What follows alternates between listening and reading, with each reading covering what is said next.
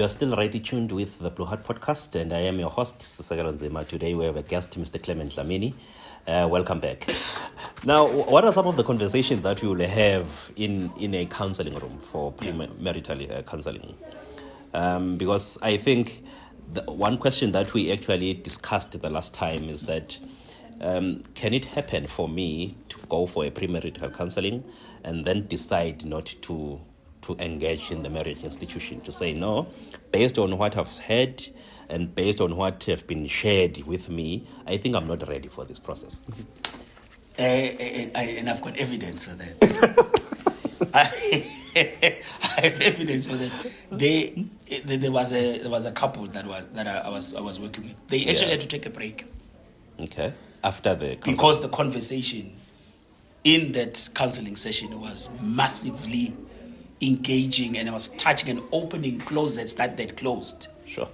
So things had to be put on the table, and they had to take a break and then come back after, because premarital counseling ngesikwakhona uma sisiyathandzana. Yes.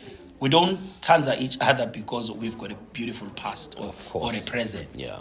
We love each other from face value. Which is why I always argue and say, someone says I loved someone at first sight. Yeah. You need to change and say I last dated person at first sight. Because it was last. You only saw and you saw things you like. Exactly. You didn't engage with the person. Mm-hmm. You didn't know how they smell or their breath smell, because others have got armpits. All of those funny things. You never knew up. You didn't even know that she doesn't know politics or other things that you like. Then you had a conversation, you're like, yeah. What a boring conversation. What is going on? What did I get myself into? You see, Then you realize we're like, but no, maybe let's go to counseling. Maybe these things will get better. You get to counseling and discover that, no, it's not getting better. She's not there. The person is not there. So you then have to then make a compromise. Because love covers a multitude of sins. So I said, no, we can make it work. I mean, we are... 17, it might work. But others actually have pulled out to say, no, I don't think it's going to work. Okay. We've had cases like that. Mm-hmm. So counseling should actually make you either solidify your resolve to go forward, or make you to rethink, take a break, sort out these issues, and then go forward or go back. Okay. And bantu ke bakusaba lo ngathi ngeleza lenje they were towards we're done and they were all happy. But then said, guys, medicals before you go, you have to go to the ceremony singakashada hamba niyohlola bekunene. Yes, no ababuyi scheme basingena akusiethu abo, because you don't want to get there and someone is diabetic and Africa is avuka. Uyabona ke inkinga. Yabona akapopola akamtshelanga amasithandane wakhe ukuthi hey mina nginashukela vele sithi proper ngemaphilisi uyabona akazange asho. Siyafika sebaqala babangakuthi there's no sex in this marriage. I need to work hard to actually get to conjugate with my wife. So that thing was not said. Because we didn't declare lo mnye sesisaba HIV positive. Lo muntu uyabangala awungitshela ngani vele wangendela phasi sebacabene sebayala. So those things. So fortunately, most of the guys that we sent out, they come back and say, okay, we went, everything is clean. Or one other couple came and said, my cholesterol, you can deal with exercise and diet, which was great. But others get there and do not disclose. And then the other side, sekungale rings, seshutile nema-album, nema-video. I thank you so much also for raising that, because I think the meaningful and tough conversations, we need to do them nganeno, this side, before we can get into relationships that are meaningful and ultimately into marriage.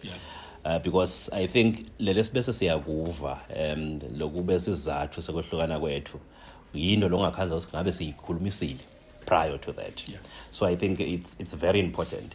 But again, ukhanza lokho ukuthi singayibuki le premarital counseling as something to go into. That adds value.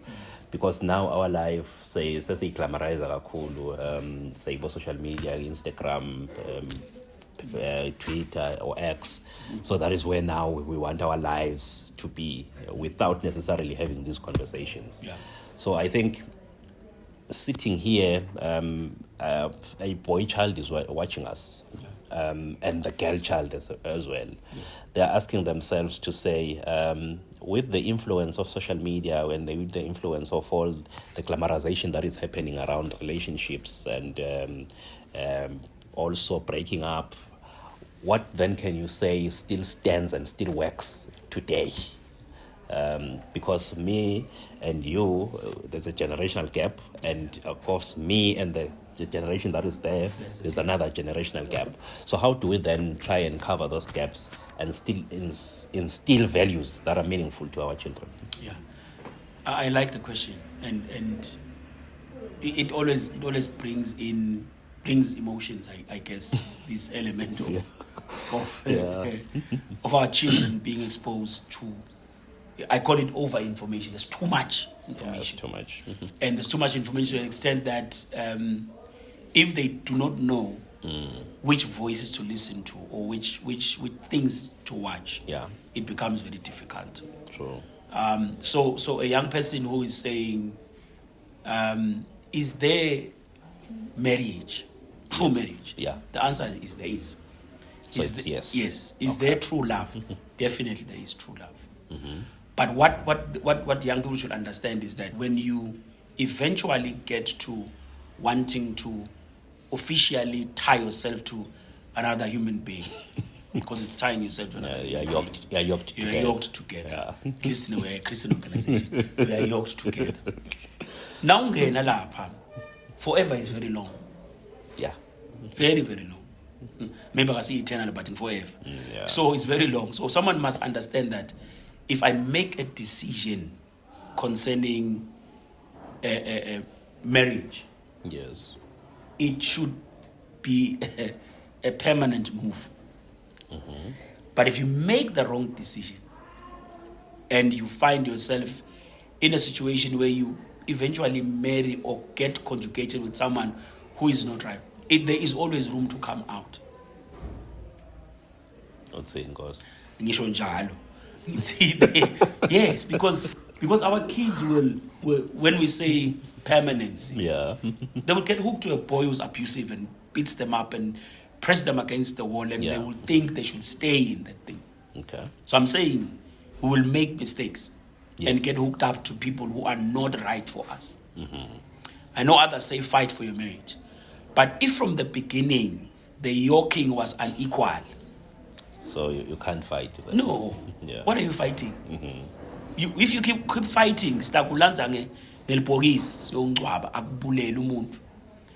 not the kind of pastor who would say stay. Because when I direct, I read the verse. You see, whatever God has joined together, yes, let no man put aside. But who joined it? My point exactly. Okay. You cannot tell people now with everyone that is married is joined by God. Yeah. Cool. Others are joined themselves. So others married because of convenience. Others married because now I'm carrying this person's child. Yeah. What is the society going to say if I don't marry? They married and they are stuck in something that has no purpose, no direction, except for verbal abuse. But into le hlupa ngaNkulunkulu abangibulali bantu uNkulunkulu uyahlupha. Ehlupa ngaNkulunkulu uthi khona la ivesini but alithola abangani bami balisebenzisa. Upenze athi he values covenants. Yeah. Ngoba ngomshado wena director umshado kude wesiBhayibheli. Umshado ngiyiko kuthiwa ngumshadisi lo endorswe nguhulumende wakangwane. So the Marriage Act is a Marriage Act yaseswatini hayi yasezulwini. Yes. Yeah. So ushada ngomthetho welive. So ushade ngemthetho welive awusengicalela inye podcast. You married by other by Swaziland custom by civil rights. But that doesn't mean God says that's the marriage that I want as God. Okay. So you uhlale because of convenience. Uhlale because you value covenant. Uhlale because when you amthanza maybe yena usengakakuthanzi. Because eventually seniyathanzana sengrand. Uyabona? Others abona ukuthi ayi lapha ukuthi azakona shisha shi. Athole lokuthi atfole masithandane embamba emva kwaloko. Yabo. And I know someone who's watching is saying, but the Bible says God hates divorce. Yes, He hates divorce for people who He has joined together.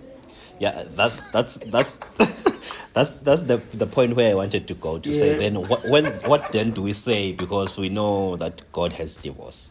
But I think you have rightfully answered me on that one.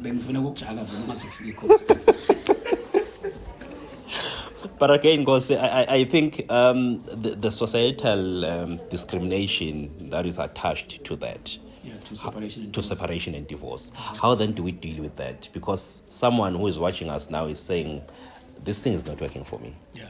But the problem is, I belong to a church. Yeah. People know me as a child of God. Yeah. People know me as a servant of God. So then how do I then tell them? Because they will say, they will actually link that with my relationship with God. It's the perception we have of God. I think we've made so many statements and say they belong to God, even though they belong to us, and God has nothing to do with that. Okay. I'm serious, and I'm not playing. I know I may be laughing, but I'm very, very serious. There are certain assertions that we make. God is the God of people. Yes. And God loves people. So God will not judge you for coming out of a relationship that He sees is killing you.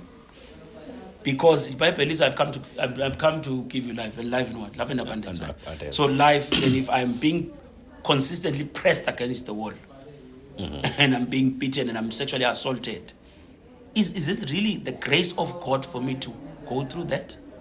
Not at all. And the other part is that there are people who I've met and I've said to them, guys, it doesn't look like this thing is working.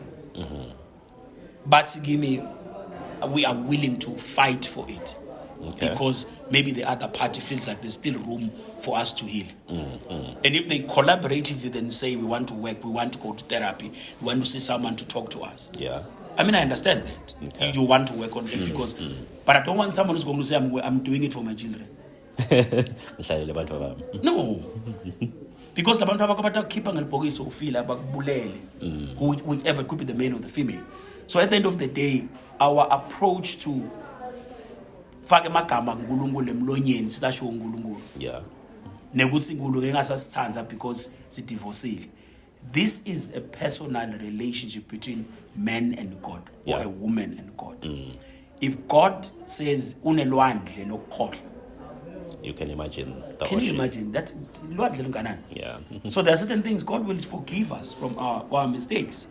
You may have divorced, you come back to God, and you are only liable to God, not the congregation. Yeah.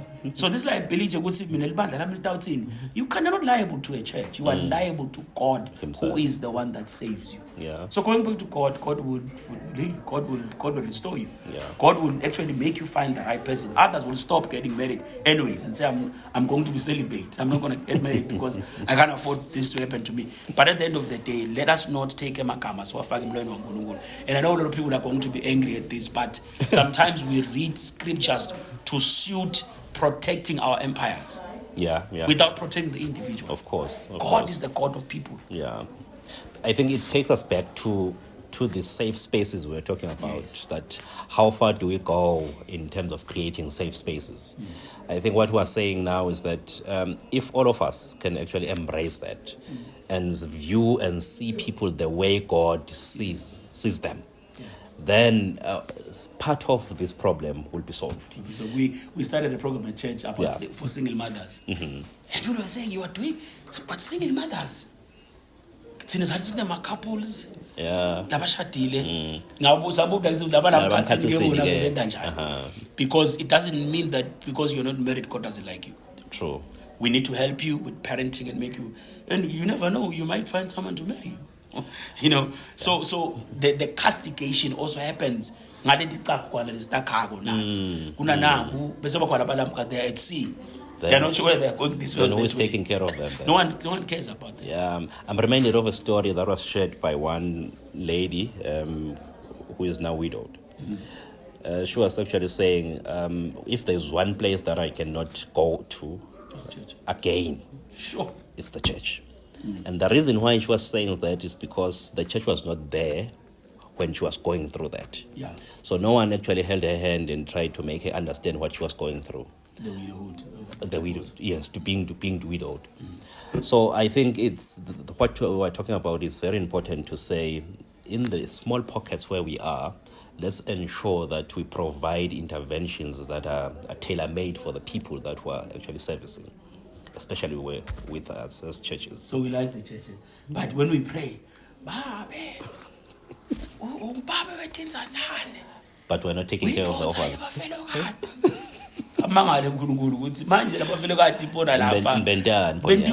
This is the same thing. Sometimes I think this over-sexualization of issues then makes us miss out on.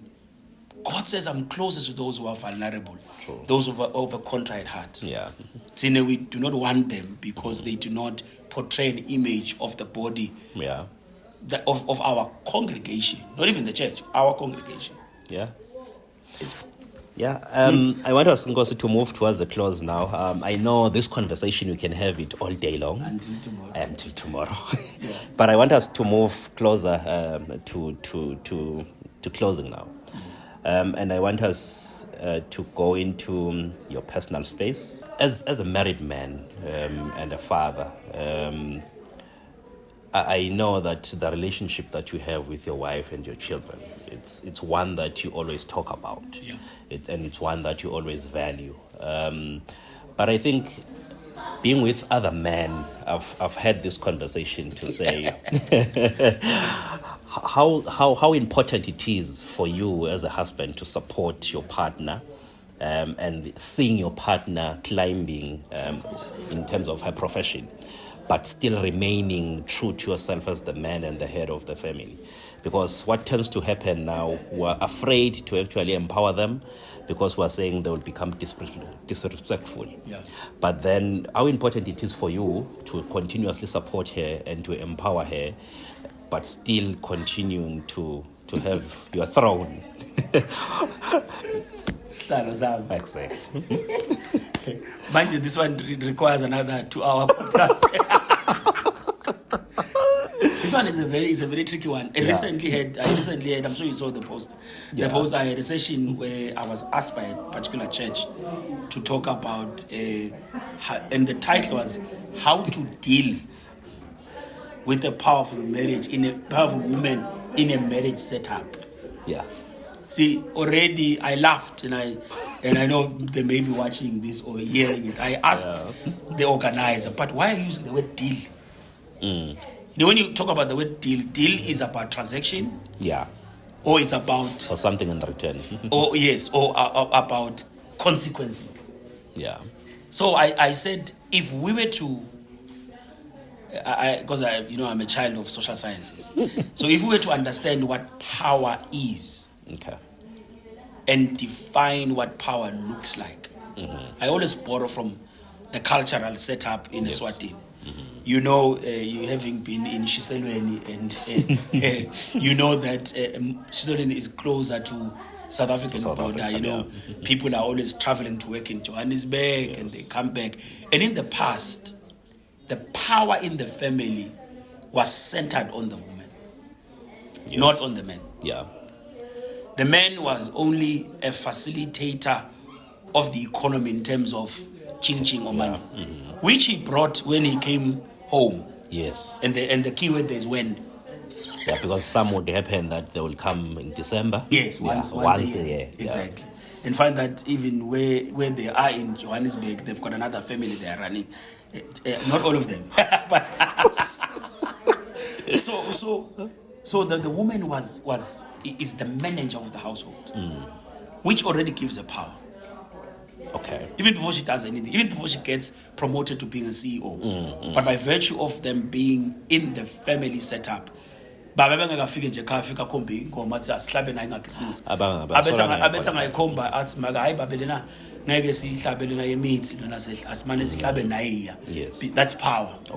But then when it comes to the economy, then and promotions and positions, it comes together with remunerations. Where it comes with the economy.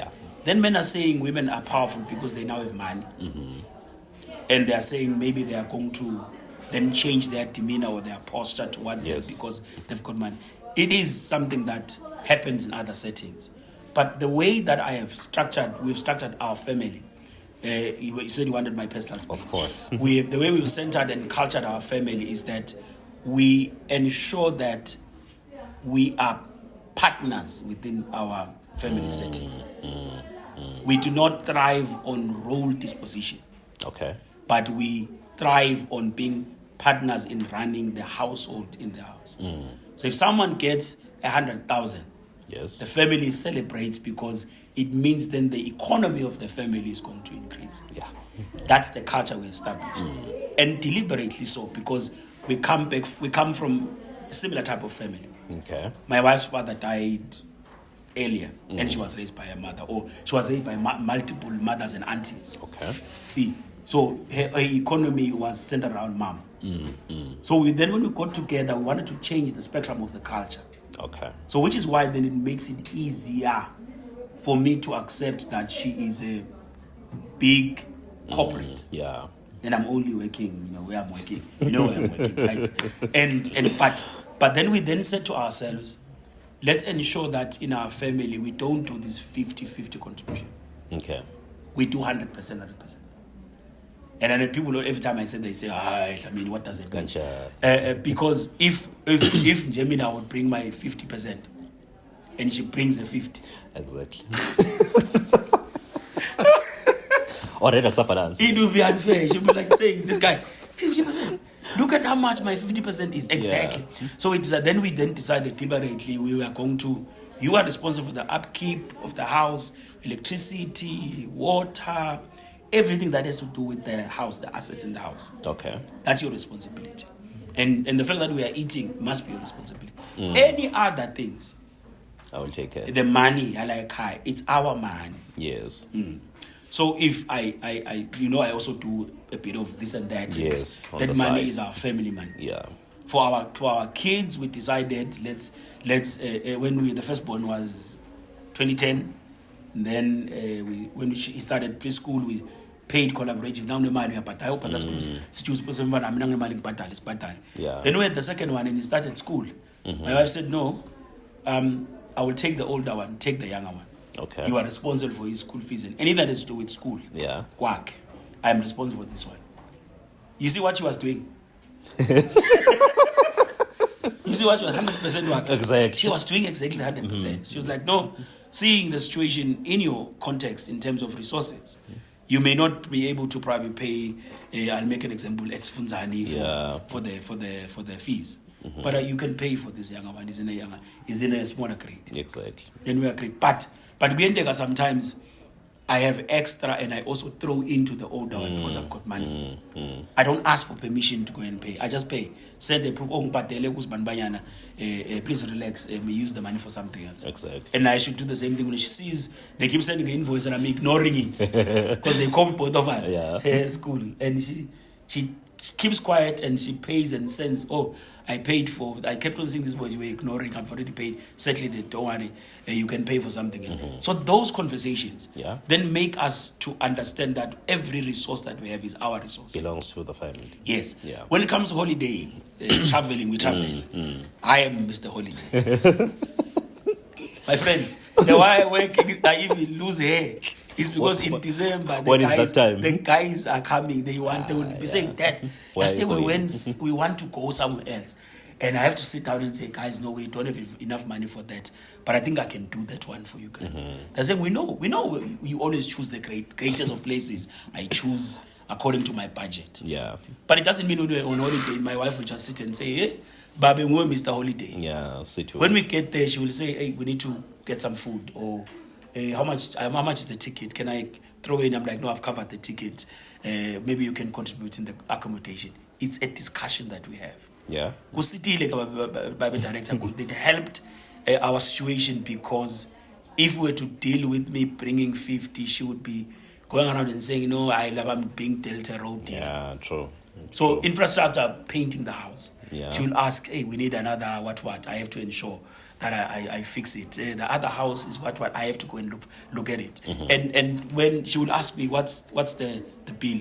I'll tell her what the bill is this, and I don't want to pay. I paid half of it. I can't afford. I'll pay. She'll say, no, I have a bit of some money to pay. So those conversations. So when I tell the guys about these power dynamics, power is determined by us. Okay. We define what power looks like in the family, and it does not unseat me. Yes. It doesn't unseat me. It doesn't from the unseat. throne. No, I still sit on the thing. I sit there. And as a parting shot, I know you said our time is over. Yeah.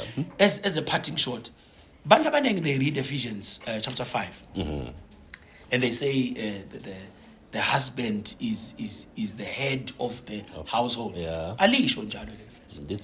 Lithi is the head of his wife. Meaning? Exactly. I wanted you to come there exactly. Head of his wife. You cannot be the head of the household. The household is run by the women. Okay. When you only head your wife, you are the head of the woman, not the head of the household. Now then, if you look at that analogy, if I were to use physiology or neuroscience, now when nerves, uma sandla sisha, uyasha lesandla sibikela brain because uyasha mzala lapha susa.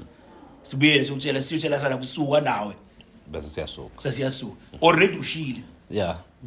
So which means pain on the body reports on the head. And on the head kunani? Nemehlo, which is vision. Exactly. Netindlebe, which is hearing. Kunemlomo, which is talking. Or declarations, if you want. Kune brain, which means thinking, which is thinking. All of these things are centered in the brain. But the brain, no mutanza kwenda ngeke ihambe iShoprite. Ngeke. Ihloko. Kudo into iShoprite. Dofika njani? Ngwana engananzamo nemtimba. Ngeke. Ngeke ipheke futhi ibrain. So if we were to understand that connection, that the head must always be connected to the body because the wife is the body. Okay. Yeah, well, there must be connection. All of the functions will function. But no matter how hard the man can think of vision or hear, he can't operationalize because he doesn't have hands. Okay. Ngiko nakabhala kumbhali athi, hey, akatholakala lolungela umuntu. I will find him a suitable helper or a helpmeet. Noma ngesiswati lisi umsithi lofana naye. Okay. So impilo lefana nawe nguwe. As umpostoli Paul, you cannot add ungawulimata njani umtimba wakho. So if we were to pick up that and understand ukuthi mbambambambe lento yinye. Okay. It's not two, it's just one.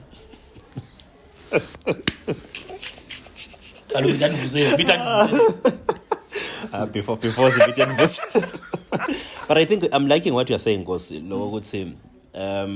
because I think much of the context, we've said it, if now I have a wife who is earning more than me, I have a wife who has more power in terms of the corporate or professional power, then that wife will then begin to disrespect me.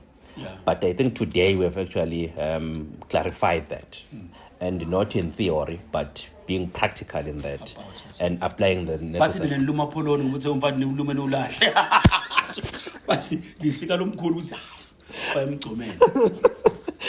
being practical about that.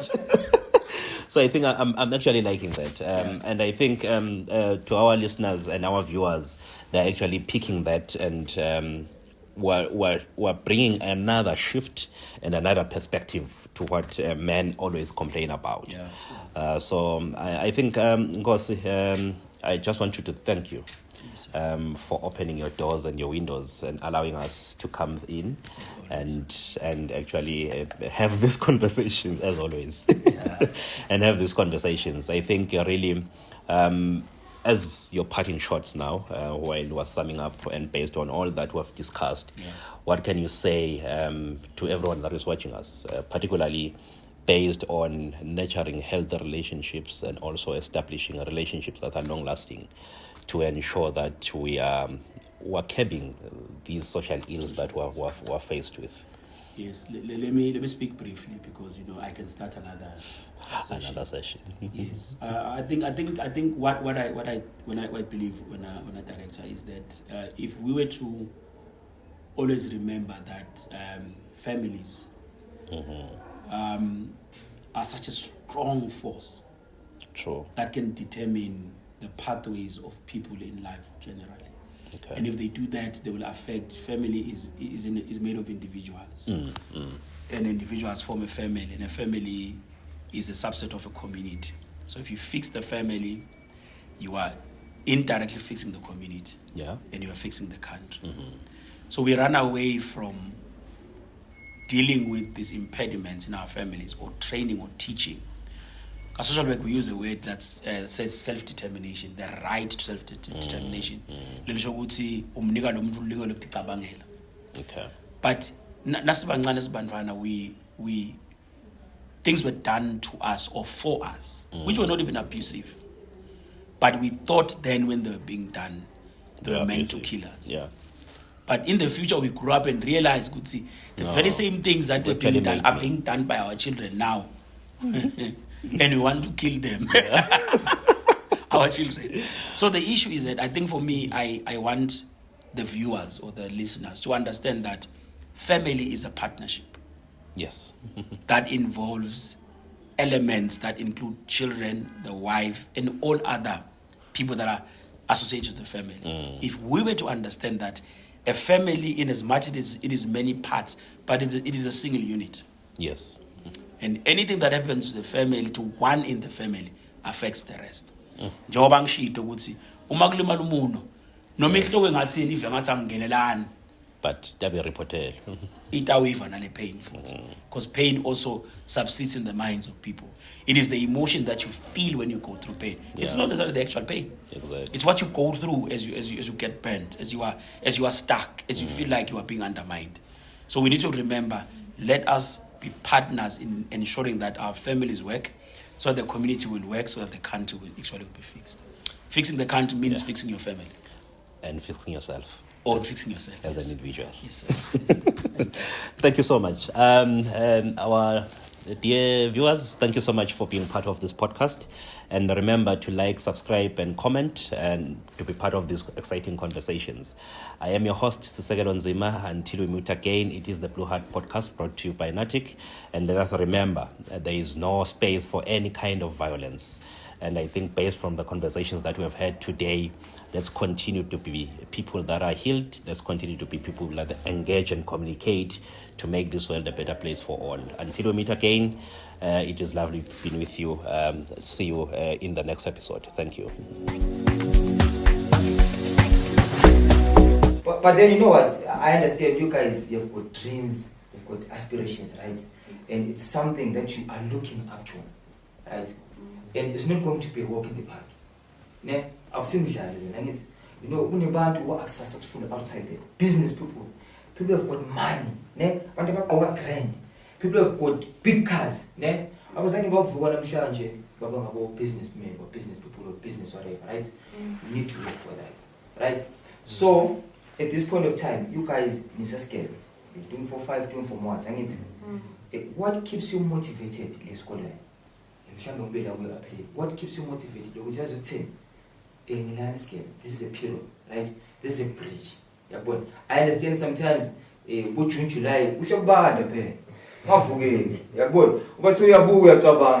but then what keeps you? Let me dust off myself, let me wake up. I'm gonna try half body, let me go to school.